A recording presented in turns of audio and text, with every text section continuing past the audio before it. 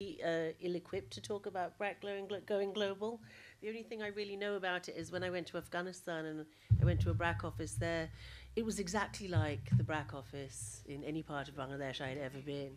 And it made me really realize that there is something, we were talking about this, Scott, a few weeks ago, the kind of the Fordist utilitarian nature of BRAC, which I think is in many ways quite contradictory, and it's very much like Abed Bhai himself, and which I think came out so beautifully in your book, Scott, which I really, really liked. And you know, I've read a couple of other books about BRAC, going back to the 90s and 80s and so on, and I didn't like them quite so much. So, and I think you know, the book that you have just written, the work that Mishu has been leading on the history of BRAC, I think it really is a very exciting time for us to sit back and reflect and learn.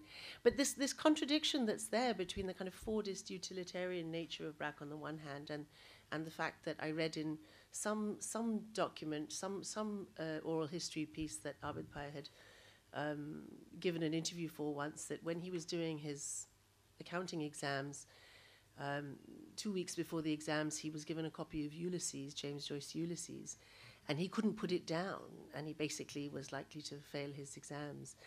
And, you know, I find this, you know, and it's there very much in BRAC, you know, which has this very uniform, you know, tabulated accounting mentality, but also these crazy creative leaps of faith. You know, I'm fascinated to hear what you're saying, Samia, about the, you know, the explorations and the experiments you're doing with the curriculum.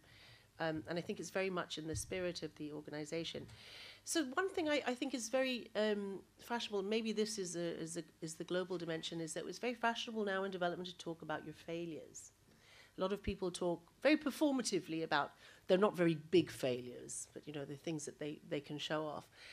And yet, you know, they're not really talking about failures and they're not really learning from their failures. But Abed Bhai was just hilarious on his failures. I remember him sitting there chuckling away, telling me about sericulture. Do you remember? Does anyone remember? I can't remember if it was the first or the second sericulture failure.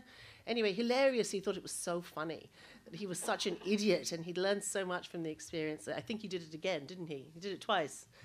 Anyway, but I wonder now, that kind of radical, that quite kind of brave, you know, you spoke about the uncharted nature of the world into which BRAC moved in the early 70s, and you know, in Bangladesh we know that, you know, we sort of jettisoned in a way ideology quite early on. We couldn't afford it really, you know, we had to figure out what was going to work. But I feel a little bit now when I look at the BRAC of today, sorry if this is a bit of a downer note, I feel that radical bravery, that kind of radical experimentalism, there's not much space for that anymore, you know.